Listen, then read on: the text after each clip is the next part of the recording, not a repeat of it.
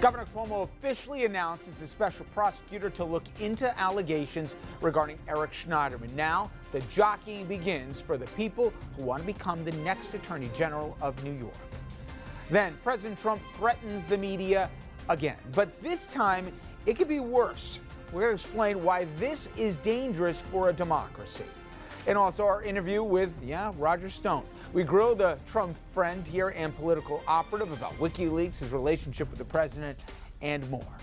Evening, everyone, and welcome to RFL. I'm Richard French, and thank you very much for joining us. Well, this evening, we start with more fallout from Eric Schneiderman's stunning resignation. As we've been telling you, 4 women have so far come forward to accuse the former New York Attorney General of both physical and emotional abuse, as well as excessive drinking that reportedly made him even more violent. Just hours after the New Yorker published the report, Schneiderman, he announced his resignation.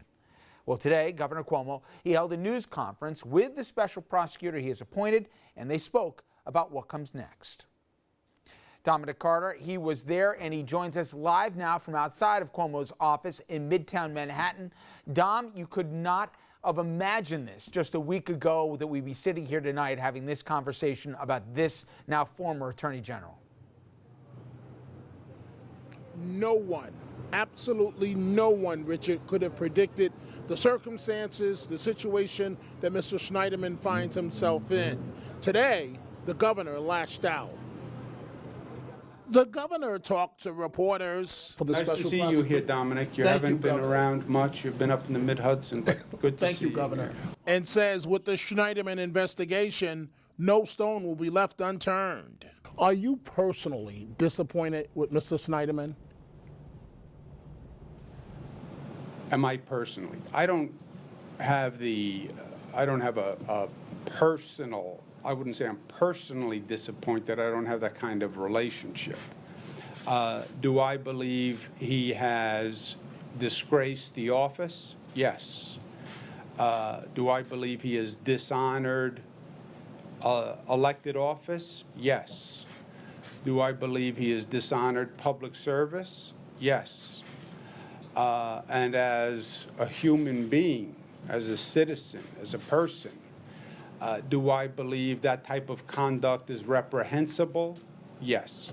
Nassau County District Attorney Madeline Singas, who Cuomo appointed special prosecutor, admits statute of limitations for such cases could hinder a prosecution, but says everything is on the table, including whether Schneiderman used his office to threaten and harass the involved women.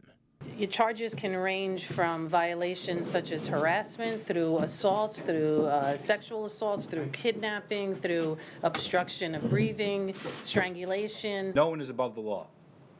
Even those individuals who place their hand on a Bible and swear to uphold it. Meanwhile, several days of public sniping between the governor and Manhattan District Attorney Cy Vance came to a close. Vance's office complained that Cuomo appointed a special prosecutor for the Schneiderman investigation. Cuomo said allowing Vance's office to handle the probe could give an appearance of a conflict since the Attorney General's office was reviewing the Manhattan District Attorney and the fact that no charges have been brought against disgraced Hollywood mogul Harvey Weinstein. I think the governor's office and our office were not in communication as carefully during this period as perhaps we could have been.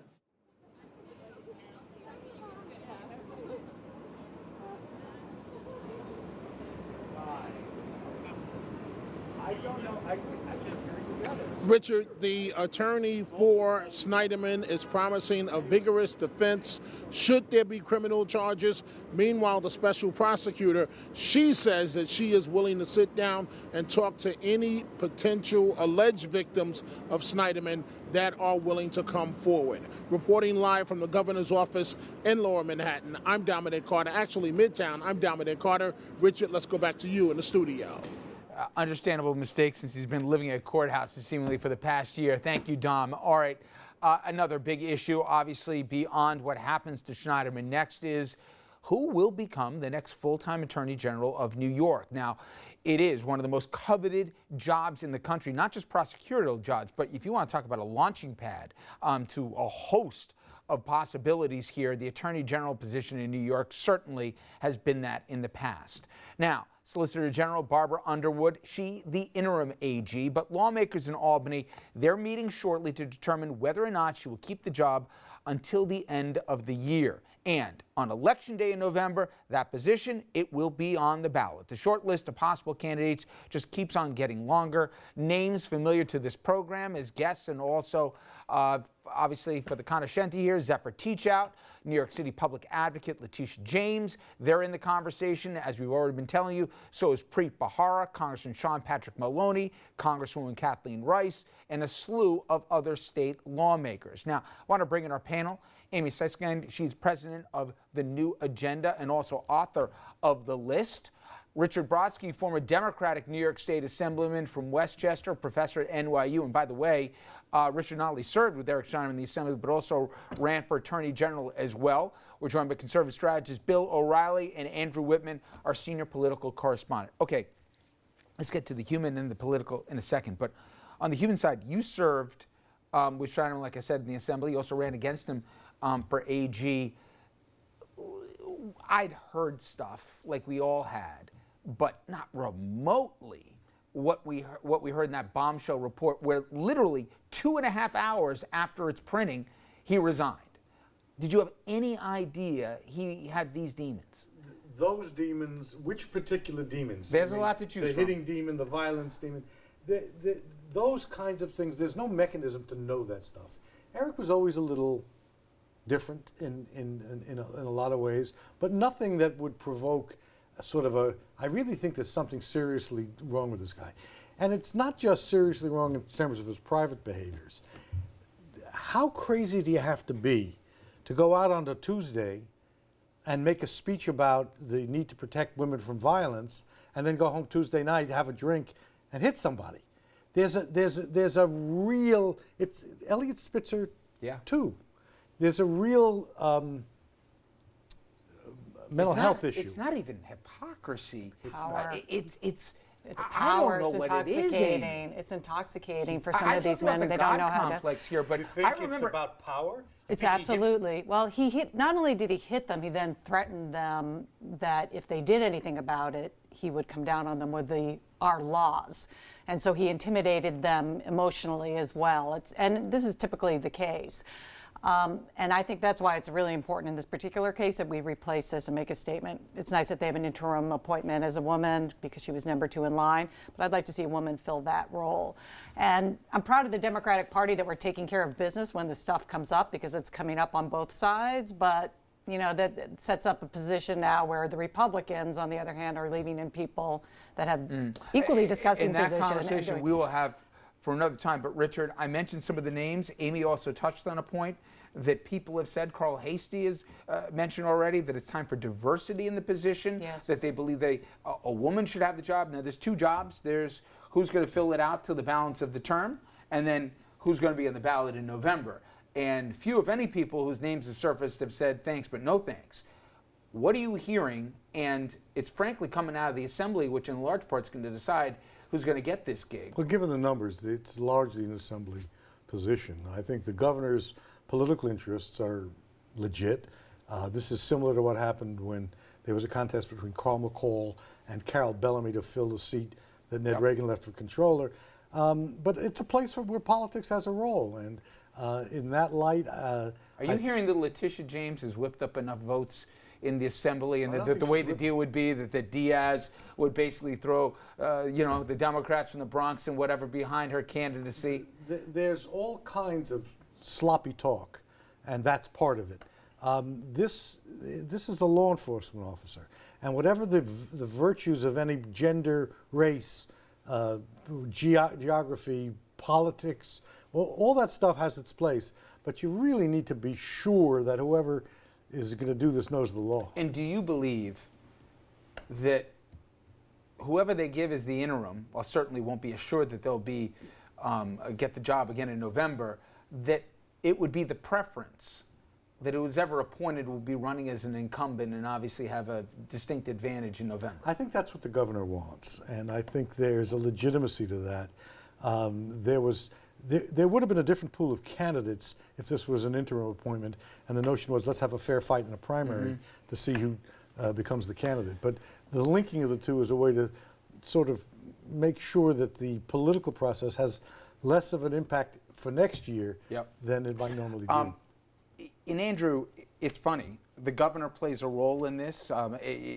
Anyone who thinks that the assembly is going to make this in a vacuum is naive. So a few people are certainly working from a deficit. Zephyr Teachout, the idea that the governor would put on a one-time political rival, I'd love, for those suggesting it, I'd love to take odds with them. Conversely, Pripahara, to put a rival that close to you, certainly one who is, with the Board of Commission and everything else, again, I find that one unlikely, although I will say, if you're just thinking as a constituent with somebody with the best law enforcement background, he clearly is at the top of the list. No, I wouldn't say that. He has some skills that are irreplaceable and better than anybody's. And he has the most recent prosecutorial experience. If you view the job as a prosecutor. Well, lately it has been. But I think the points you're making make a good argument for why the governor and Carl Hastie might want to consider this just being a stopgap appointment and not somebody who can run this fall from that position. Just because I'm not sure as the governor, and he's got a primary challenge from his left, so he needs to pay attention to the progressive mood in the state. I'm not sure the governor does himself that much of a favor by excluding the possibility of some of these candidates coming forward. I mean, Bahara or Zephyr Teachout would never get this appointment. So if they were going to run, they would have to run as an outsider challenging the incumbent. And I think that might be one of the reasons why the governor and Hastie want to reconsider and appoint somebody short term. Also, there are plenty of qualified candidates out there who would probably not want to run through a campaign this November, but who might be good on a short-term basis. And I've been on Twitter saying, I think Richard Brodsky should be in the running for at least. If offered, would you accept? Yes, exactly. Yeah. Yes, but I do. I'm starting the one-man groundswell here. Can we just bring this full circle? My God, for people who cast aspersions, and Dominic could say they're all crooks, I'm sorry, I'm having a harder and harder time. I mean, between Spitzer and Schneiderman and the Wiener, and we can keep going on down the list. I'm just staying in New York. And I know the overwhelming majority you don't put into this, but I don't know. There should be, and whether it's fair or not, the expectation should be for the Attorney General. I mean, beyond being a fraud for what he says he supports, the idea to live so recklessly and so inhuman, it's just staggering. Yeah, New York never fails to disappoint politically. There's always a sensational thing. This does remind me a little bit of the Elliot Spitzer. I remember I was on the phone with a reporter in the city, and I'd worked with Elliot before he was governor when he ran a not-for-profit, and he was always Mr. Law Enforcement. And this was one of those excellent journalism, like wonderful journalism. To the point where he resigned in 3 hours. This is also such the kind a well-sourced article that the New Yorker did. Farrow and his partner amazing. Really well done. But this isn't a New York thing, and this is the same conversation we have after Mark Sanford, or we have after Bill Clinton, or we have after any one of these guys comes out.